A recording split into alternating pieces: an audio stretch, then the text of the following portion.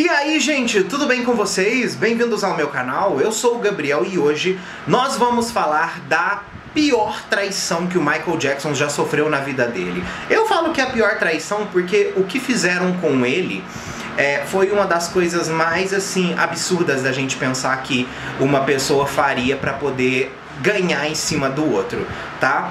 E hoje a gente vai discutir sobre o documentário Living with Michael Jackson e sobre Martin Bashir. Se você não é inscrito aqui no canal, já quero te convidar para você se inscrever, para você vir fazer parte da comunidade, porque vai ser muito joia ter você aqui. Se você é fã do Michael Jackson, então você vai amar mais ainda, porque aqui nesse canal eu falo da discografia dele, falo da história dele, debato sobre ele e se você curte esse tipo de tema, vai amar a playlist sobre ele aqui no canal.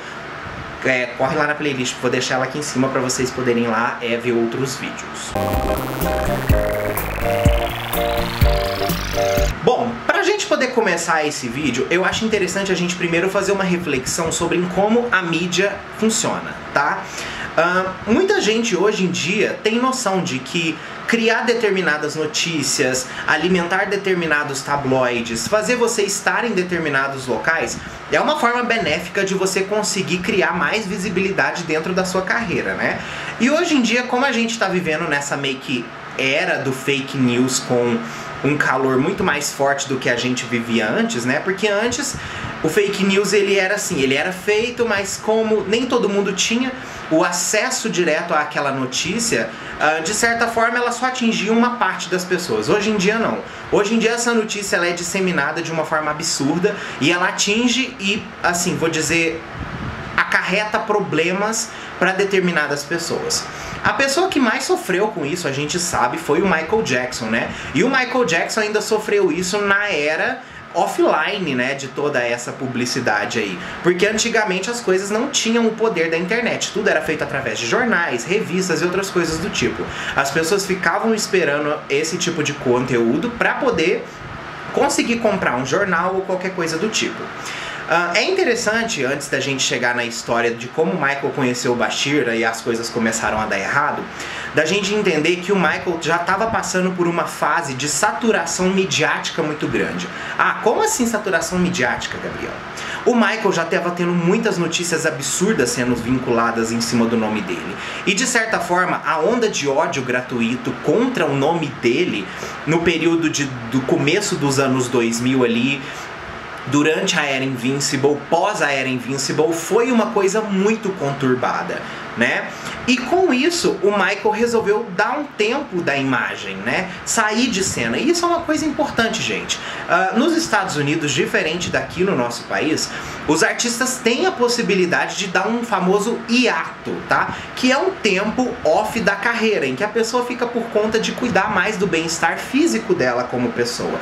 Assim, a pessoa consegue descansar a imagem e depois fazer um retorno com um empenho diferenciado em cima de novas coisas que ela quer abordar naquela determinada fase da carreira. Isso já não dá para acontecer, por exemplo, aqui no nosso país, porque aqui no nosso país o consumo de música é muito diferente. Então essa necessidade de sempre alimentação de mídias e outras coisas do tipo para poder consolidar e manter uma carreira ativa é sempre muito importante. Então é por isso que você vê muitos artistas, por exemplo, lançando discos seguidos ou lançando músicas seguidas em períodos muito curtos para exatamente conseguir manter a alimentação desse público e não cair o interesse sobre o nome daquela pessoa. Voltando ao Michael Jackson, é interessante a gente entender que o Michael estava vivendo essa fase de saturação e ele deu esse tempo. Nesse tempo que ele deu, uma pessoa apresentou para ele o Bashir, né? O Bashir, para quem não conhece, ele é um jornalista britânico, tá? Que dizia ser amigo pessoal da princesa Diana, da princesa de Gales, né? E o Michael, pra quem conhece ele, sabe que ele tinha fascínio pela Diana, que ele tinha fascínio pela história dela. E o Michael sempre foi uma pessoa muito apaixonada por essas coisas relacionadas à realeza, a histórias, a bastidores sobre o pessoal daquela coisa, daquela pessoa. Você vê muito isso pelo tipo de cultura literária que o Michael Jackson tinha de ler. Ele era sempre apaixonado por todo este universo, né, que de certa forma rodeava essas histórias. E ele ficava apaixonado por isso. E o Bashir oferecer pra ele falando, bom, eu sou amigo da princesa de Gales, então você tem a chance de saber dos segredos mais profundos de Diana se você for o meu amigo. Assim, aproveitando daquela carência que o Michael estava vivendo no momento, o Bashir se aproximou dele. Nessa aproximação que o Bashir fez com o Michael Jackson, ele sugeriu que eles gravassem esse documentário mostrando a vida do Michael Jackson, como o Michael Jackson era por trás da câmera, né, por trás do mundo fonográfico. Como Michael Jackson era de verdade como pessoa, por trás de todo esse universo de show business, de performances, de turnês, de lançamento de discos absurdos, de videoclipes icônicos, todo esse mundo. A necessidade de querer mostrar essa história do Michael Jackson, por um lado ia ser interessante porque ia mudar o direcionamento que estava a carreira dele no momento. Como eu disse, o Michael estava vivendo um hiato de um momento que ele estava extremamente midiático, saturado. Tudo se fala no nome dele de forma negativa, né? Então, o Bashir dar essa chance para ele de fazer um documentário mais honesto sobre ele, fez com que ele abraçasse a causa. E assim eles começaram a produzir o conteúdo em conjunto, né? Um ponto interessante sobre a produção desse documentário é que o Michael Jackson abriu-se sobre vários temas com o Bashir. Então, a gente consegue ver desde coisas relacionadas a Neverland até coisas relacionadas a pessoal do Michael, né? Então tudo era muito debatido e o Michael se sentia, assim, de certa forma, livre para ser quem ele era com o que o Bashir possibilitava ele de ser. O caso, gente, é que o seguinte, as coisas começaram a ficar meio, assim, vou dizer, desajustadas. Por quê? Porque um amigo que era amigo do empresário do Michael chegou pra ele com toda a reputação do Bashir, de certa forma. E disseram que ele, na verdade, era um mentiroso, que ele nunca tinha tido contato nenhum com princesa nenhuma, nem nada dessas coisas. Só que o que acontece? Quando o Michael soube de todas essas coisas, o documentário já tinha sido gravado, né? No ano de 2003, no começo do ano que foi o lançamento do documentário, é interessante a gente já começar falando que o Bashir teria que apresentar o material para o Michael poder aprovar aquele documentário, para ele ser lançado oficialmente, né? O que não aconteceu. Assim teve o lançamento na televisão do documentário. Afinal de contas, o Michael abriu a vida pessoal dele ali. E quando souberam dessa história da reputação do Bashir, eles ficaram com medo do que o cara poderia fazer com aquilo. Porque afinal de contas, como eu disse, o Michael estava passando por uma fase de saturação muito grande. E essa fase de saturação dele estava num momento que as pessoas estavam interessadas na vida dele, mas interessadas na vida dele pelos pontos negativos, não por pontos positivos dele estar lançando um disco ou fazendo uma grande turnê ou estando com alguma coisa acontecendo. Tudo na vida dele foi exposta de uma forma muito absurda dentro desse documentário. Só que onde começou, na verdade, todo o problema? Quando o documentário foi lançado. O lançamento do documentário aconteceu e com esse lançamento 43 milhões de pessoas assistiram o documentário. Um ponto interessante sobre essa estreia do documentário é a gente levar em consideração que o Michael esperava uma coisa que não tinha no documentário. O documentário foi totalmente distorcido e totalmente criado de uma forma que deixava o Michael Jackson como uma pessoa meio doida, né? Vou dizendo assim, psicótico com determinadas coisas. A gente pega, por exemplo, uma cena do documentário que é muito famosa na internet, né? Que o pessoal fala que é uma espécie de opulência do Michael, que é quando ele chega naquela loja de antiguidades em Los Angeles e ele começa a comprar a loja toda, né? Ele gasta nessa loja, para vocês terem uma ideia, mais de 15 milhões de dólares numa sentada. Só que aquilo é o que a gente vê no documentário. A realidade dos fatos era a seguinte: o Michael tinha ido previamente nessa loja, conversado com a pessoa e tido opiniões diferentes sobre coisas que ele queria usar para decorar a casa dele. Afinal de contas, gente, quem conhece o Michael sabe que ele é um fã muito grande de arte, né? Então ele amava quadros, ele amava objetos. Ele amava tudo que era decorativo, misterioso, diferente e que tinha uma cara nova para oferecer pro mundo dele. Assim ele amava, e ele não estava errado, gente. O julgamento foi muito grande em cima dele por ele simplesmente gastar o dinheiro dele com o que ele quer. É meio cômico a gente imaginar isso, mas o Michael foi o artista que mais arrecadou, por exemplo, dinheiro para caridade. Isso é uma coisa que foi pouquíssimo falado por muito tempo. Por quê? Porque os tabloides absurdos eram muito mais interessantes de serem vinculados. Afinal de contas, o que você acha mais interessante? Falar que o Michael Jackson gastou 15 milhões comprando obras de arte para casa dele, ou que ele doou 100 milhões de dólares, dando um exemplo assim, para caridade durante a vida dele. Entende onde está o detalhe? É sempre determinadas coisas meio que pré-programadas para fazer com que as pessoas ignorem a verdadeira façanha do artista. E sim fique hipnotizado pelos momentos de opulência ou pelos momentos que o artista passa por fases desastrosas na vida pessoal.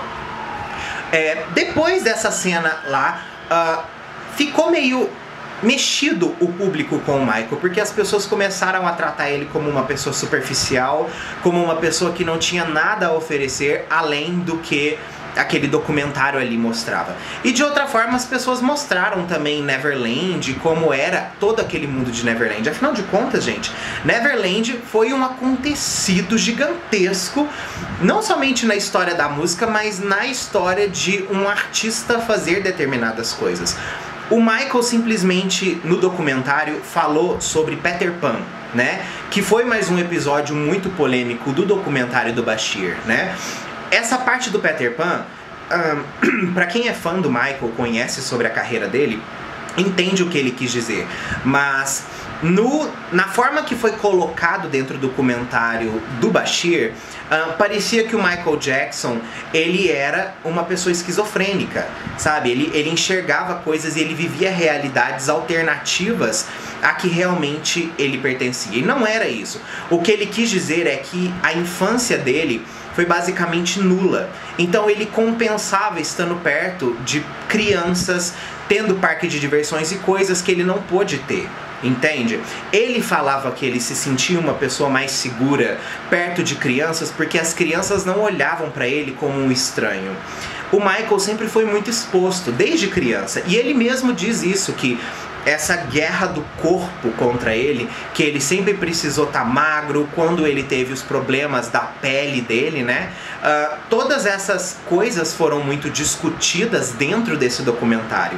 O documentário, pra vocês terem uma ideia, era pra ser uma coisa mostrando o lado do Michael Jackson que era bom e sem essas manias, que todo mundo tem manias, gente. O Bashir focou, de certa forma, o conteúdo nas fofocas e nessas coisas. Então vocês veem, por exemplo, coisas sendo questionadas sobre, por exemplo, a questão da pele dele, que era uma coisa que ele sofreu muito com a vida. Aí eles tiram isso de contexto e colocam com ele estar junto de crianças. Então, assim, tudo isso vai fazendo uma lavagem cerebral na cabeça de quem assiste e a pessoa começa a interpretar aquela outra pessoa como uma coisa que ela não é. Isso a gente aconteceu com a própria criança que participou dentro do documentário, que depois veio a falar que o Michael Jackson abusou dele. Então, tipo, são essas coisas que a gente não entende e ao mesmo tempo que a gente enxerga como absurdas, mas que a gente não interpreta quando a gente não para pra pensar. Esse é o grande problema de documentários tendenciosos. Muitas das vezes a gente não para pra pensar no que a gente está assistindo. A gente simplesmente assiste e absorve.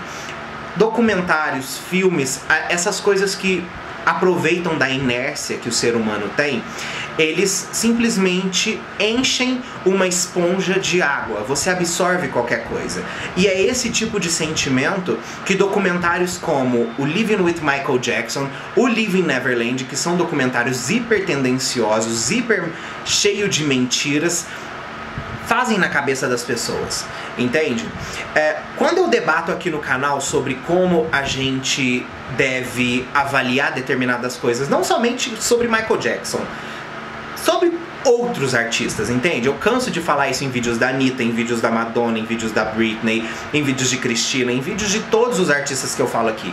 É muito difícil você saber a realidade dos fatos quando tudo chega pra você mastigado. Você não consegue muitas vezes conectar os pontos, porque de certa forma as pessoas conectam pontos que você precisa saber e que você se interessaria em saber, e não exatamente o que aquilo é, como eu vou dizer assim, a verdade dos fatos. Entende? Tudo é mastigado para ser entregue para as pessoas. Então, quando vocês assistirem documentários, quando vocês assistirem coisas desse tipo, sempre fica com o pé atrás, porque em todas as vezes tudo tem simplesmente a tendência de fazer as pessoas consumirem a qualquer custo.